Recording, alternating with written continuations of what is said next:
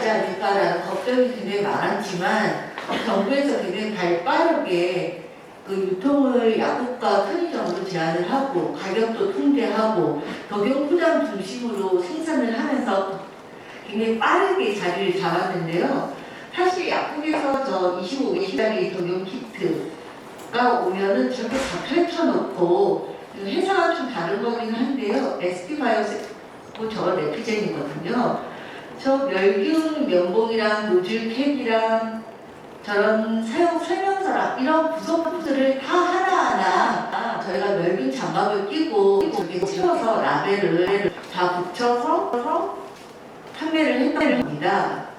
근데 실제로 저게 그 소문만 한다면 시간이 오래 걸리는 게 아닌데 2월, 3월에 약국이 저거에 집중할 수 있는 때가 아니었기 때문에 재고가 떨어질까봐 너무 마음이면서 저 소문을 했던 기억이 납니다.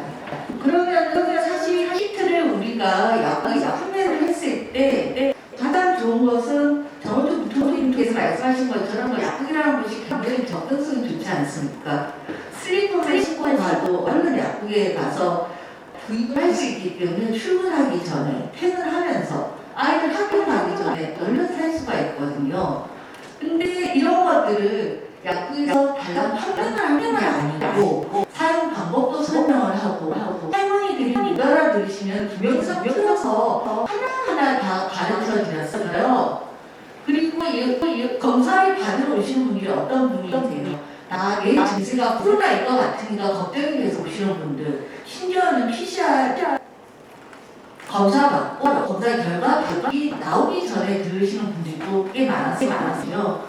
그러면 코로나 증세가 지금 어떠한지, 그리고 약물성이 나오면 우리가 어떻게 해야 되는지 이런 것들을 약국에서 하나하나 다 교육을 했던 겁니다. 그러면서 격리를 할 때 소독은 어떻게 하고 방역대책은 어떤 것들을 갖추고 상비약들은 이런 것들을 갖추는 게 좋겠다라는 그런 제안, 그리고 빠른 구입 이런 것들이 있었기 때문에 약국이 단지 키트만 판매하는 곳이 아니라 그런 방역에 대한 그 안내소 역할을 했다는 것을 말씀드리고 싶습니다. 예, 가정 상비약에 대해서도 말씀을 드리고 싶어요. 우선 사진부터 좀 보여드릴게요. 이게 약국에서 6월달, 3월달, 4월달에 굉장히 많이 판매가 되었던 상비약 세트인데요. 사실은 저희 약국에서는 여름마다 휴가철이면은 상비약 세트를 마련을 하지만 사실 그렇게 큰 호응이 없습니다. 본인들이 필요한 것들을 가져가지 이렇게 코로나 자가격리 집행치료 상비약 세트라든지 코비드19 가정 상비약이라든지 이런 특정 목적을 위해서 그 상비약들이 만들어지고 판매가 된 적이 없거든요. 이 왼쪽에 있는 사진을 보니까 딱 보니까 2월 초, 2월 중순이라는 걸 알겠는데 이때는 테라플루도 있었고 아이들 시럽도 회사별로 종류별로 다 있죠. 지금은 약국이 없습니다. 그리고 이렇게 많은 약국들이 준비를 하는데 저 오른쪽을 보시면은요. 굉장히 3월이 지났다, 4월 말이나 4월 초쯤 되겠다라는 걸 짐작을 할 수가 있는데 왜냐하면 저 갖춰진 제품 중에 음료산이라든지 시원청간탕이라든지 그러니까 일반 의약품 자체가 굉장히 많이 품절이 되었는데 환자들은 목이 찢어지듯이 아프다. 그리고 그 가격은 처방약을 먹어도 증세가 호전되지 않는다 라는 호소가 많았고 그래서 저희가 약국에서는 일반 의약품이 없지만 생약으로 된 일반 의약품들을 그 치료에 적절하게 선택을 해서 또 환자들에게 제공을 했던 거거든요. 그러니까 가정 상비약이라는 것들을 봤을 때도 이것이 단순히 판매를 하기 위한 것들이 아니라 환자들이 아까 말씀하신 것처럼 코로나 키트가 오기 전에 정말 너무 불안하다. 확진 판정을 받았는데도 보건소에서 전화가 오지 않는다. 그러면 그 사이에 나는 어떻게 해야 되냐? 이런 질문에서부터 상비약 세트가 구비되기 시작을 했었거든요. 그러면서 이 상비약 세트를 판매를 하면서 또 마찬가지로 확진의 어떤 행동 지침들 그리고 증세에 대한 상담들 이런 것들이 이루어졌기 때문에 이번 오미크론 이후에는 상당히 가진 상비약이라는 것들을 통해서도 보건의료 공부들을 많이 줬다는 그런 자부심을 가지게 됩니다.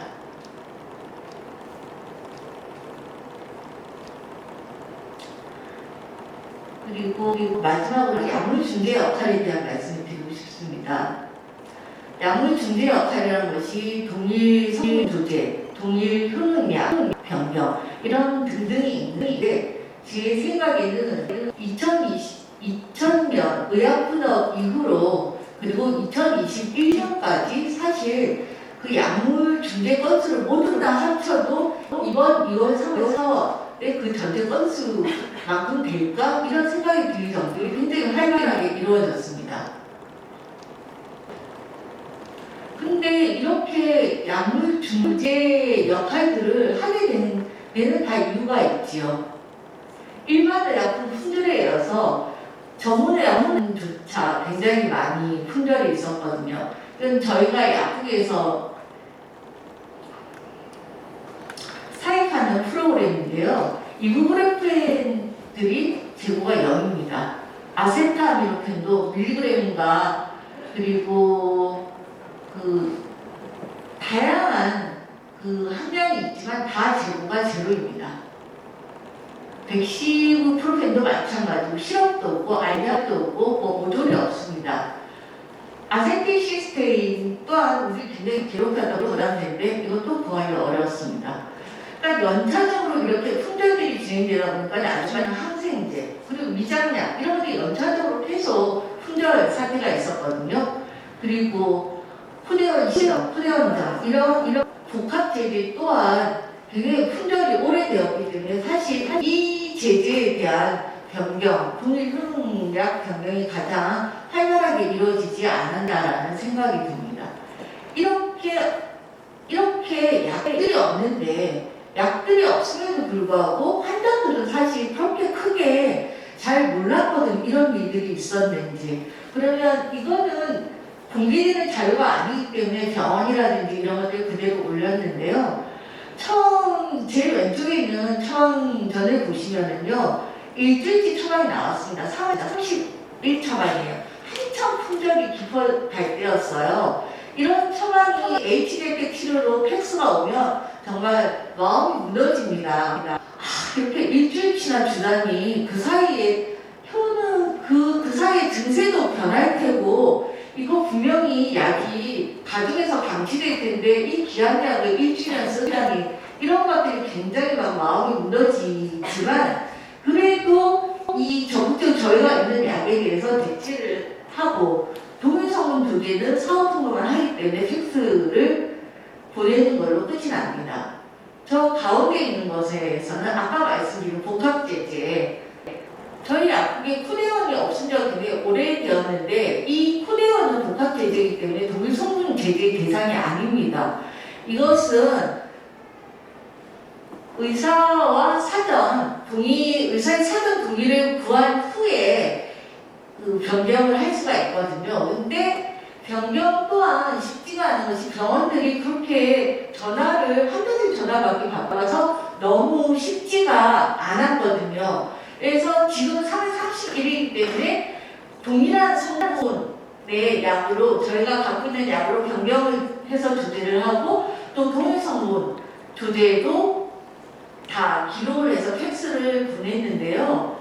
그 전화 통화를 하지 못한지 보냈는데 지금 3월 30일이고 저 병원에서 굉장히 좀 빈번하게 이루어졌기 때문에 이렇게 보낸 거고 한 1, 2주 전만 해도 굉장히 구구절절하게 선생님과 통화를 해야 되지만 통화가 너무 어렵고 환자한테 약은 드려야 하고 부득이하게 약을 먼저 드리고 팩스를 보냅니다. 양해해 주세요. 혹시 무슨 일이 있으면 약국으로 전화 주세요. 이런 건데 거의 편지를 쓰다시피 해서 저희가 팩스를 보냈었거든요. 세 번째 것은 그냥 저거는 굉장히 간단한 대체 조제 2개밖에 없기 때문에 굉장히 간단하지만 마침 저때 쿠데원 S 시럽이 우리 학교에 딱 14포 있었는데 12포가 나와서 너무 감격스러운 마음이 생각이 나서 한번 담아봤습니다. 이 왼쪽 처방은 정말 더 심각한데요. 우리 학교 길 건너에 있는 소아과예요. 여기는 RAP도 하기 때문에 너무너무 바쁘시고 사실 전화 통화가 아예 안 돼요. 근데 우리는 저 아기 15년생 아기 처방인데 과립제도 없고 시럽도 없어요. 이런 약들은 사실은 정말 너무 힘들어서 저 약이 있는 약국으로 가시면 좋겠다고 정말 얘기를 해버리고 싶어요. 그런데 이 보호자분께서 대리수령인 엄마가 오시기로 했는데 저녁 8시 이후에만 약국을 방문할 수가 있기 때문에 그 약국으로 갈 수가 없는 거예요. 그러면 우리 약국에서 어쩔 수 없이 해야 되는데 방법이 똑같은 약을 찾아서 그것을 몇 달에 계산을 해서 정말 제형까지 바꿔서 이렇게 할 수밖에 없었던 거예요. 근데 다행히 의사 선생님도 나를 패스하고 별말 없이 안내를 해주셨고, 그래서 이 굉장히 난감이 교차하는 상황이에요. 저 아이가 저 약을 먹을 때 시력이 없으면 정말 물에 타서 써서 먹기도 힘들는데 어떡하나 이런 걱정에서부터 온갖 생각을 하면서 온갖 희한한 그런 변경을 할 수밖에 없었던 그런 상황이어서 가져왔습니다. 그리고 저 가운데와 옆에 있는 사람들은 우리 앞에서 가장 가까이 있는 의원인데요. 처음에 3번 처방이고 그쪽에 오른쪽에 있는 10번 처방이에요. 없는 약이 처방이 되어서 변경을 했어요. 그리고 그 시간이 지나서 10번 처방을 받을 때는 아예 처방 자체를 다 변경을 해서 내주셨어요. 사실 이거는 동의성분 조제라든지 이런 거에 통계를 잡히지 않아요. 하지만 약국에서 우리가 갖고 있는 쓸 수 있는 약 재고를 알려주고 그런 의사와의 협조가 있었기 때문에 굉장히 원활하게 진행이 되었던 사례이고, 사실은 굉장히 많은 약국들이 이번 시기에 그 의사와 약사의 그런 협력들이 있었다고 생각을 합니다. 구체적인 통계가 안 나오니 이러한 사례들이 굉장히 약물 준비 역할의 상황들이 너무너무 많았다는 거. 그래서 이거는 간단히 넘어가겠습니다만 하나만, 사실 약이 다 있다면 혹은 성분은 처방이 되었다 아니면 동일성분 조제에 대해서 까다롭지 않다면은